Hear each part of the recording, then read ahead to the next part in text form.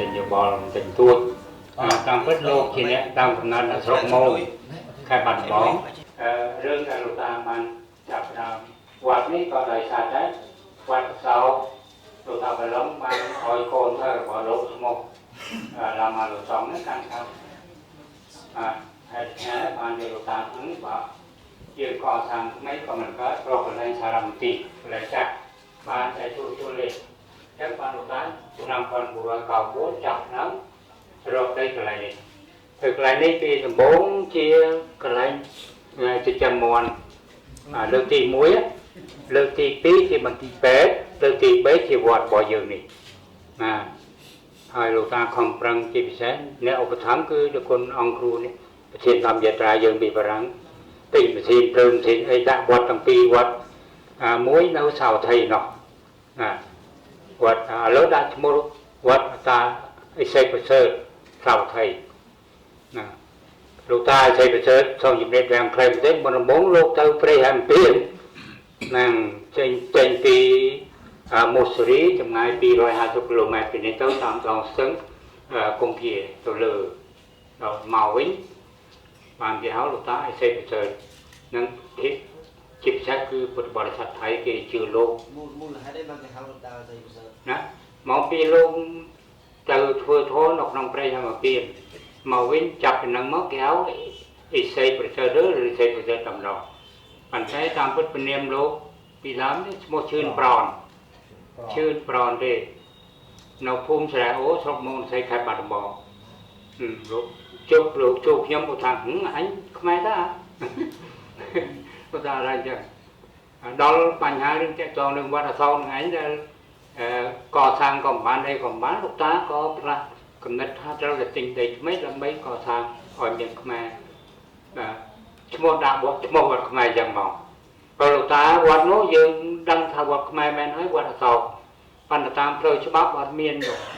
បាទតាមផ្លូវច្បាប់អត់មានដាក់អសោកមីសិនវិហារណាប៉ុន្តែច្បាប់នោះអត់មាន register ទេខ្ញុំទៅឆែកមើលរហូតដល់កន្លែងសមាគមអត់មានទេដល់ឡាម៉ានេះគាត់ឡាម៉ាលោកសំចាប់ថ្ងៃនេះគឺលោកតាបឡុងនោះឲ្យមកជួយកាន់កាប់ពេលខ្ញុំកណាខ្ញុំបាទជា assistant របស់ឡាម៉ាលោកសំហ្នឹងតាមពិតខ្ញុំជា manager សពថ្ងៃប៉ុន្តែខ្ញុំមកនេះដើម្បីជួយលោកតាប្រសើររឿងពិតវាចឹងនេះយ៉ាងខ្លីខ្ញុំដូច្នេះអ្នកឧបត្ថម្ភទីនេះដោយជាគុណបានមានប្រសងនិកាហើយគឺជាពិសេសបារាំងហ្នឹងហើយប្រគុណហ្នឹងកាំងវិមជាភ្លើងជាអីហើយសាក់ហើយប្លាស្ទិកកន្លែងឆាន់ហ្នឹងក៏ពួកបារាំងទិញដែរសម័យញោមរ៉េតណាមកញោមរ៉េតហ្នឹងពួកបារាំងឧបត្ថម្ភច្រើនកាលនោះប៉ុន្តែអត់មាននិយាយឈ្មោះនៅមុខព្រះវិហារមិនអញ្ចឹងអីគាត់គួរជាទាខ្លះមិនអញ្ចឹងហ៎ប៉ុន្តែទូរទស្សន៍នៅរាជក្រឹសជាសេចក្តីខេត្តយ៉ាងខ្លីដើម្បីរៀនយកជាពិសេសរឿងវណ្ណសោកលើតគុណថាញោមនៅម្នាក់ប្រកែករឿងវណ្ណសោកតាមពិតខ្ញុំបាទនៅមានឈ្មោះក្នុងវណ្ណសោកប៉ុន្តែដោយលោកតាយើងទៅសេស៊ូបងកម្មាអញ្ចឹងណាលោកតាបឡុងលោកសេឲ្យលម៉ាលោកសំមកជួយការមកហើយខ្ញុំកណាខ្ញុំបាទទៅគឺជា assistant របស់លម៉ាលោកសំហ្នឹងកាលហ្នឹងលម៉ាលោកសំដេញខ្មែរទាំងអស់អត់មានសល់ទេបងកម្មាទាំងអស់ហេតុអីបានជាមិនអាចចេញចំកណាកម្បាតព្រោះជាកូនធររបស់តាទីវេលោកប្រាប់ថាលោកឯងដេញសំមេអត់បានទេបើដេញមេខ្ញុំអត់ឲ្យពូទីវេជួយដល់អញ្ចឹងលោកអត់ហ៊ានប៉ះពាល់ខ្ញុំដល់អញ្ចឹងលោកខ្មែរថាអូខ្ញុំចូលឡៃពូទីវេដេញបាយចេញដល់អញ្ចឹងខ្ញុំបាទឈប់ធ្វើជា manager ក៏ទៅជួលផ្ទះក្នុងក្រៅមុនលោកតាទិញដីនេះមកលោកតាលោកប្រើអាស័យតាមខ្ញុំទាំងអស់ទិញដីហ្នឹង45អាមេរិកកាល South Extension ណាលោកប្រាណដល់ទីបានហើយអត់មានមនុស្សចាំដល់អញ្ចឹងខ្ញុំថាលោកតាកណាពួកកណាដាក់ក្រែចំដាលវត្តមកដេកចំមកចាប់តាំងពីនោះបានលោកតាទៅបារាំងទៅអីនោះលោកគុណឧបត្ថម្ភទាំងអស់វត្តអាសោអាត្មាលោកតាលោកប្រាប់អាត្មាលោកតាបែឡុងក៏សម្ដេចណែអូណាស៊ីនុថ្វាយប្រងងារជាសម្ដេចព្រះមហាធម្មវរៈបែឡុងក៏លោកថាលោក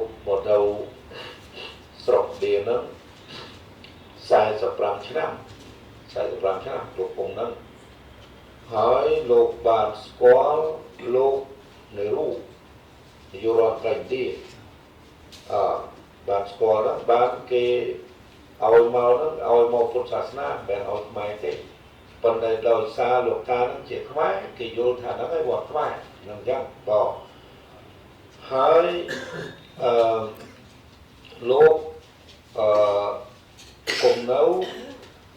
45ព្រះវស្សា45ឆ្នាំហើយបានលោកទៅគង់នៅសហរដ្ឋអាមេរិកដោយសារព្រះគុណចាស់ព្រះសុមេតវង្សពងមានចន្ទវណ្ណអង្គមានលោកចេញពីអង់គ្លេសទៅហើយមុនលោកគង់ហ្នឹងគង់តែយ៉ាងក៏លោកឈប់នៅមួយគុណអង្គមានលោកទៅនៅខាងសាន់ហ្វ្រាន់ស៊ីស្កូគាត់លោកហោះឡើងបន្តិចមកសុខមកសឹកជួយផែនដីលោកថៃឯងបុនធំមួយធំនៅឥណ្ឌានេះលោកឆានតែទឹកដបទេណាខ្ញុំដបដាំដាក់ចឹងអាដបកែវហ្នឹងហើយហាលថ្ងៃទៅ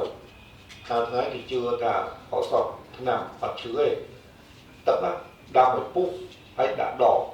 ប៉ុន្តែខ្ញុំដាក់ដបជាប់ដាក់អាដបកែវវាហ្នឹងអាដបដែលមុតដៃមុតជើងហ្នឹងណាបងហើយហាលថ្ងៃទៅឆាន់ម្ដងថែមម្ដងទៀតឆាន់ម្ដងថែមម្ដងទៀតចឹងទៅ3 4 ដងឲ្យតែឆាន់បានមួយថ្ងៃលោកថាល្អហើយកន្លែងអាសោការាមហ្នឹងជា World Fellowship of Buddhism Regional Headquarters ទីស្នាក់ការកណ្ដាលភូមិភាគរបស់ពុទ្ធកសម្ព័ន្ធពិភពលោកធំមកផងអាសោការាមហ្នឹងអញ្ចឹងក៏មានអីតាក់ទងរឿងពុទ្ធកសម្ព័ន្ធពិភពលោកគឺកន្លែងហ្នឹងមានទូរទស្សន៍